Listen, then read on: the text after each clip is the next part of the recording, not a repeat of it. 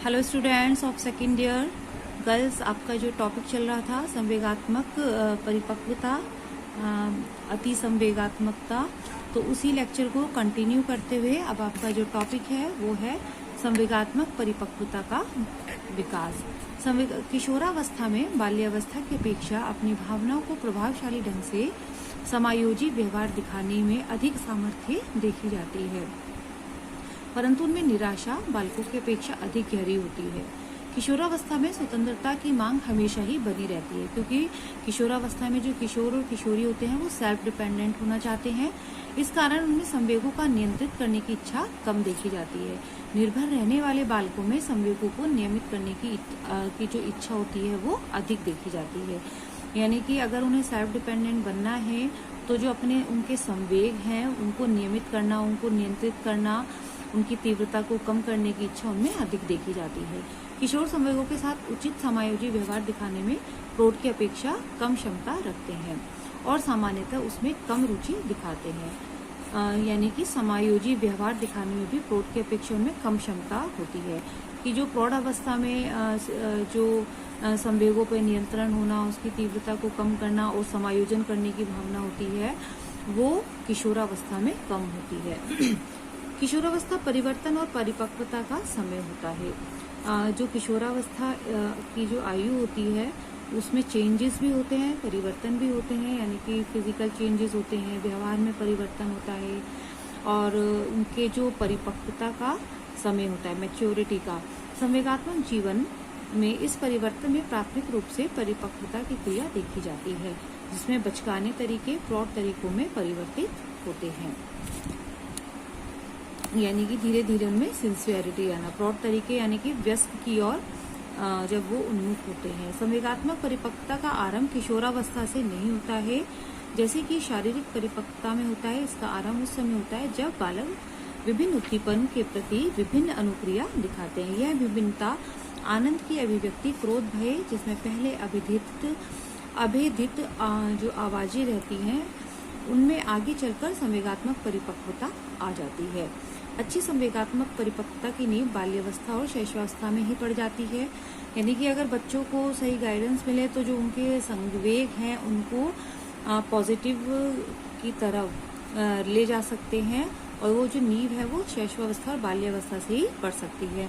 यानी कि कोई बच्चा अगर जिद करता है शैशवावस्था में, बाल्यावस्था में क्रोध करता है, तो गुस्सा करता है, तो अगर उनके संवेगों पर जब भी उनको समझाकर नियंत्रित कर दिया जाए तो आगे चलकर उनको इसका जो है सकारात्मक लाभ मिलता है और जिसमें सफलता, सुरक्षा, पहल करने की योग्यता, उपलब्धि और स्वायत्तता की भावना देखी जाती है।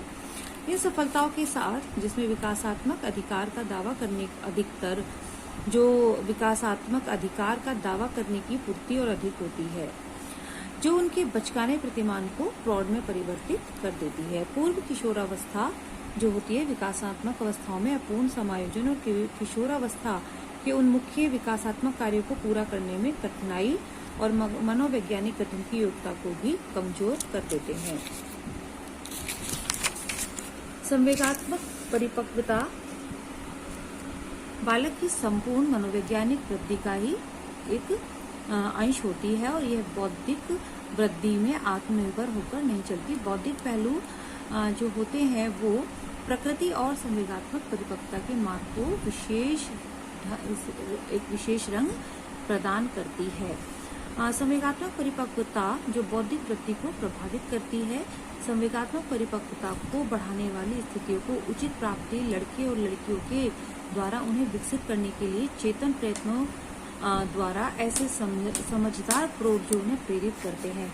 यानी कि बच्चों देखिए गर्ल्स, जो संवेगात्मक परिपक्वता होती है वो बौद्धिक वृद्धि को प्रभावित करती है। जैसे जैसे किशोर और किशोरियों के इमोशंस या संवेगात्मक जो संवेग होते हैं उनमें मैच्योरिटी आती है। यानी कि वो समझने लगते हैं कि हमें किस जगह गुस्सा होना है, क्रोध करना है, किस जगह अपने व्यवहार को सही रखना है। ठीक है ना। किसी के सामने या विद्यालय में, मान लीजिए विद्यालय में कोई ऐसी बात हो गई है कि जिससे उसको क्रोध आ रहा है या वो डिप्रेशन में है या कुछ हीन भावना को मानता है, तो वो जो उसका व्यवहार है वो उसको परिवार में आके घर के सदस्यों के साथ मिसबिहेव करेगा तो इससे क्या होगा कि संवेगात्मक परिपक्वता, तो उसको जो विद्यालय का में जो बात हुई है जिसको संवेगों को लेकर, अगर वो परिवार में भी ऐसा ही माहौल बनाए रखता है तो वो उसकी परिपक्वता नहीं है। संवेगात्मक परिपक्वता से यही अर्थ है कि समय के अनुसार, परिस्थितियों के अनुसार अपने संवेगों में परिवर्तन करना ही संवेगात्मक परिपक्वता कहलाती है। अब वास्तविकरण पे को देखते हैं कि यह वह क्रिया होती है जिसमें भावना और वास्तविकता में भिन्नता समझना, विश्वास और वास्तविकता में अंतर समझा जाता है। यानी कि जो रियलिटी है जीवन की उसे समझना और उसके अकॉर्डिंग ही अपनी लाइफ को बनाना, उसी के अकॉर्डिंग अपने संवेगों को मैनेज करना, उनमें परिपक्वता लाना, यही वास्तविकरण होता है। नेक्स्ट आता है कि थॉमस एफ स्टेनर ने संवेगात्मक परिपक्वता प्राप्ति के निम्न तरीके बताए हैं। क्या बताए हैं कि संवेगात्मक में संवेग जो होते हैं उनमें मैच्योरिटी कैसे आ सकती है? वास्तविकरण के द्वारा, कि इसमें भिन्नता की क्रिया को समझने की क्रिया आती है, जो भावना और वास्तविकता, मन और प्रमाण, तर्क और अभिलाषा, कल्पित चिंतन के बीच होती है।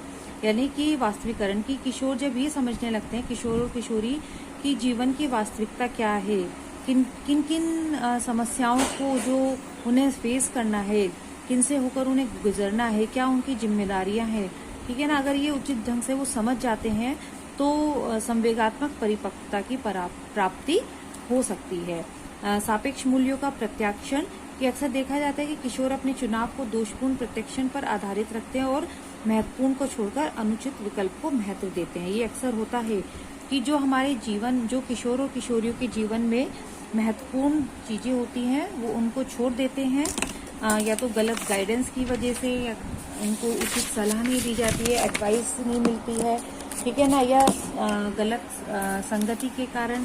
तो जो यही मतलब है कि सापेक्ष मूल्यों का प्रत्याक्षण, की जो सापेक्ष मूल्य है यानी कि जो वैल्यूएबल चीजें हैं उनको अचीव करना, उनको अच्छे से दृढ़ता से उनको प्राप्त करने के लिए कोशिश करना से भी जो संवेग